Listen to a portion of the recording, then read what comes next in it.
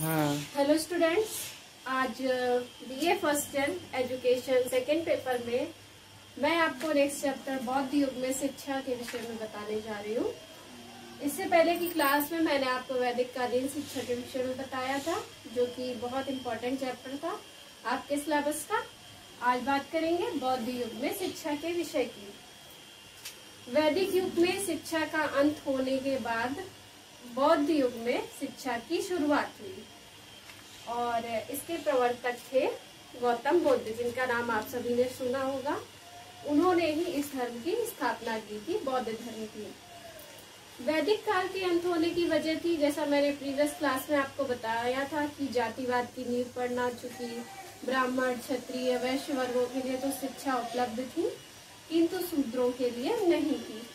और भी कई इस तरह के कारण थे जिस वजह से वैदिक कालीन शिक्षा का अंत हुआ और बौद्ध युग की शुरुआत हुई। अब बात करते हैं बौद्ध युग में शिक्षा के अर्थ के विषय में। बौद्ध युग में शिक्षा के लिए बहुत ज्यादा ही महत्व स्थान दिया गया था। साथ ही साथ गौतम बुद्ध ने शिक्षा के द्वारा बालक के सर्वांगीण विकास की भी बात कही थी। अब बात करते हैं बौद्ध धर्म के प्रमुख सिद्धांतों की। गौतम बुद्ध ने या बौद्ध धर्म के जो निम्न सिद्धांत थे, उनमें पहला सिद्धांत था सर्व दुख है, सेकेंड है दुख का कारण है, थर्ड है तृष्णा या इच्छाएं, फोर्थ निर्वाण या मोक्ष, और इन सभी को शरणत्रय कहा जाता था। शरणत्रय नहीं कहा जाता था, बल्कि ये चार मुख्य आपके प्रमुख सिद्धांत थे।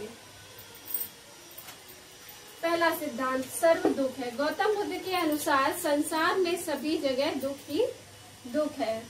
हम जहाँ भी अपने चारों तरफ देखते हैं, कोई बीमारी से दुख है, कोई किसी के सुख से दुखी है। इस तरह से देखा जाए तो संसार में दुख ही दुख है।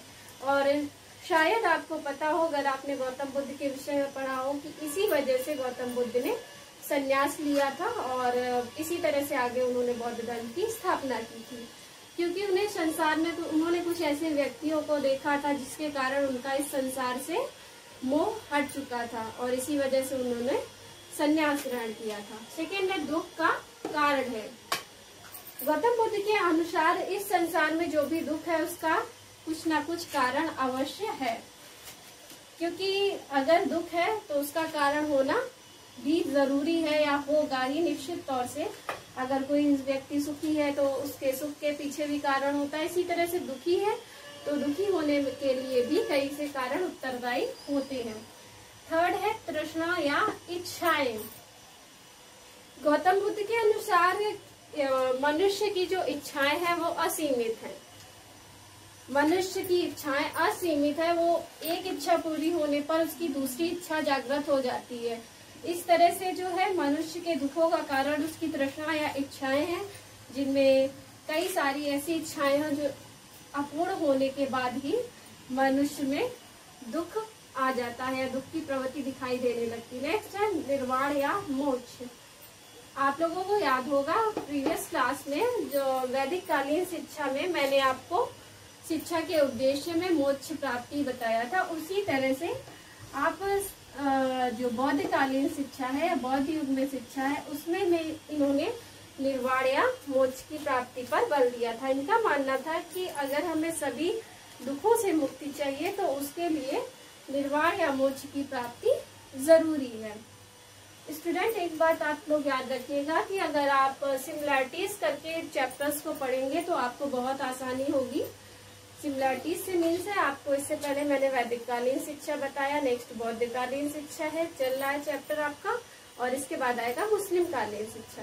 अगर आप सिमिलैरिटीज करके पढ़ेंगे तो आपको इसको याद करने में आसानी होगी, समझने में आसानी होगी। और चूंकि ये चैप्टर्स तीनों ही इम्पोर्टेंट है आपके सिलेबस में, क्वेश्चन इनसे 110% आता ही आता है, जैसे आप निगलेक्ट नहीं कर सकते हो। तो आप कोशिश करिएगा कि इसको सिमिलैरिटीज करके पढ़िएगा और मैं साथ में आपको बताती जाऊंगी। तो निर्वाण या मोक्ष की प्राप्ति आपका वैदिक कालीन शिक्षा का भी उद्देश्य था और इसमें बौद्ध धर्म के प्रमुख सिद्धांत में भी निर्वाण या मोक्ष की प्राप्ति पर बल दिया गया। नेक्स्ट बात करते हैं हम बौद्ध शिक्षा के 3 नियम। इन नियमों को बौद्ध शिक्षा में जो भी छात्र शिक्षा प्राप्त करने आते थे उनके लिए आवश्यक माना जाता था, और वो ये 3 वचन या 3 नियमों का पालन करते थे। और उनमें पहला है बुद्धम शरणम गच्छामि, धम्मम शरणम गच्छामि, संगम शरणम गच्छामि। इसका मैं आपको और बताती हूँ। बुद्धम शरणम गच्छामि, मैं बुद्ध की शरण में जा रहा हूँ। इसका अर्थ होता है मैं बुद्ध की शरण में जा रहा हूँ। सेकंड है धम्मम शरणम गच्छामि, मैं धर्म की शरण में जा रहा हूँ। नेक्स्ट है संघम शरणम गच्छामि, मैं संघ की शरण में जा रहा हूँ। जब बालक शिक्षा ग्रहण करने जाता था तो ये 3 नियमों का उसे पालन करना पड़ता था, और वो ये 3 नियम कहता था। इसी को हम शरणत्रय कहते हैं, इसके नाम से भी इसको जाना जाता है। ओके, मैं बुद्ध की शरण में जा रहा हूँ, मैं धर्म की शरण में जा रहा हूँ, और मैं संघ की शरण में जा रहा हूँ। संघ क्या होते थे? संघ आपके जिस तरह से प्राचीन समय में वैदिक कालीन शिक्षा में गुरुकुल होते थे, उसी तरह से धर्म जो संघ होते थे वो बुद्ध की धर्म के लिए या प्रचार प्रसार के लिए एक तरह से केंद्र होते थे, जहाँ से इस धर्म का प्रचार व प्रसार किया जाता था, और इसी के अंतर्गत मठ या विहार भी आते थे। हमारी नेक्स्ट हेडिंग है बौद्ध शिक्षा के प्रमुख तत्व। उसमें पहला आपका तत्व आता है मठ या विहार। याद करिए आप लोग की वैदिक कालीन शिक्षा में मैंने आपको क्या बताया था। वैदिक कालीन शिक्षा में गुरुकुल शिक्षा के केंद्र हुआ करते थे, जहाँ पर बालक शिक्षा प्राप्त करने जाते थे। जिस तरह से आज हम लोग शिक्षा प्राप्त करने कहाँ जाते हैं, स्कूल, विद्यालय, महाविद्यालय, उसी तरह से वैदिक काल में गुरुकुल हुआ करते थे, और बुद्ध काल में मठ या विहार। मठ या विहार शिक्षा के केंद्र हुए थे। जिस तरह से प्राचीन काल में क्या थे, वैदिक काल में थे गुरुकुल, यहाँ पर शिक्षा प्रदान की जाती थी। मठ में प्राथमिक शिक्षा और विहार उच्च शिक्षा के केंद्र हुआ करते थे। नेक्स्ट बात करते हैं भिक्षु व भिक्षुणी की। ये क्या थे? बुद्ध द्वारा प्रतिपादित धर्म एवं आध्यात्म के कठोर नियमों और अनुशासन का पालन करने वाले सन्यासी होते थे। बौद्ध धर्म में जो धर्म एवं आध्यात्म के कठोर नियम होते थे उनका और अनुशासन होते थे, उनका पालन करने वाले जो सन्यासी थे उन्हें भिक्षु और भिक्षुणी कहा जाता था। भिक्षु आपके जो बौद्ध धर्म के पुरुष होते थे, जो बौद्ध धर्म को बहुत ज्यादा मानते थे और उसी के लिए अपना सारा जीवन व्यतीत करने के लिए तैयार होते थे। उन इस तरह के सन्यासियों को भिक्षु और स्त्रियों को भिक्षुणी कहा जाता था। ये अत्यधिक नियम संयम के साथ रहा करते थे, और सांसारिक मोह माया वस्तु से इनका दूर तक का कोई नाता नहीं होता था। साथ ही ये किसी तरह के जो बौद्ध धर्म में जितने भी नियम होते थे, मादक वस्तुओं का सेवन न करना, चोरी नहीं करना इत्यादि नियमों का भी पालन करते थे, और बहुत ही कठोर और अनुशासित जीवन इनको जीना पड़ता था। साथ ही इनको अपना सिर भी मुंडवा कर रखना पड़ता था, चाहे वो भिक्षु हो या भिक्षुणी हो।